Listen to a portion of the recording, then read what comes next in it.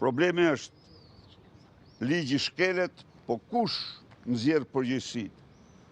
Mund të them se nga 43 dosje të dërguara të shqyrtuara, vetëm një penalizim, që të gjitha tjera amnisti nga skapi partisë, duke u dëshmuar kështu një problem madhor për pluralizmin politik dhe demokracinë. Dhe ne shprehim mendimin tonë se është domosdoshme që institucionet e shqyrtimit të ankesave, e vlerësimit të ankesave të kenë një lloj pavarësie dhe objektiviteti, besnikërie ndaj ligjit. Mendoj se takimi ishte shumë i mirë, natyrisht të këta zotëri dhe zonjë kanë ardhur të marrin mendimet e partive politike për dhënë rekomandime të cilat kanë qenë gjithnjë jashtëzakonisht të dobishme, por janë hedhur gjithnjë poshtë nga qeveria.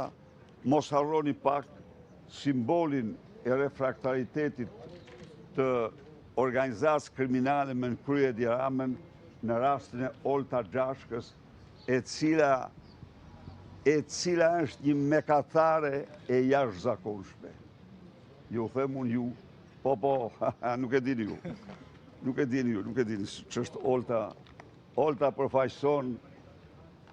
përfaqëson një lubi në vetvete, madje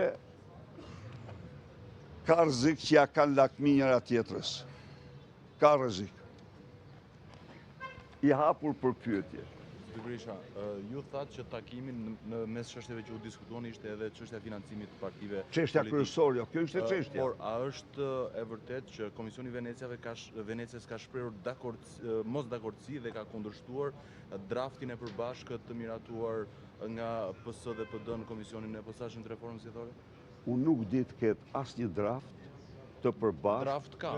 Jo të miratuar. Shif, më falni. Drafti propozuar që ka kundërshtuar SB-ja.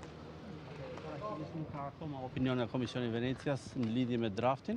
Ka një draft të OSBE-Odirit, ka një opinion të OSBE-Odirit, i cili është pjesë e punës që do bëjë komisioni për të çuar më tej ligjin e financimit të partive politike. Por Komisioni Venecias shpreh në datë 13 qershor. Pra, di që Odir ka sjell rekomandime, do të thosha të shkëlqyera. I mbështesin ato rekomandime? Plotësisht.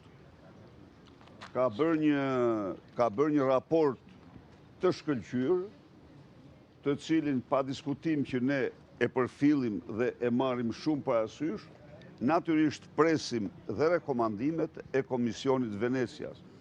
Nuk di asnjë lloj dakordësie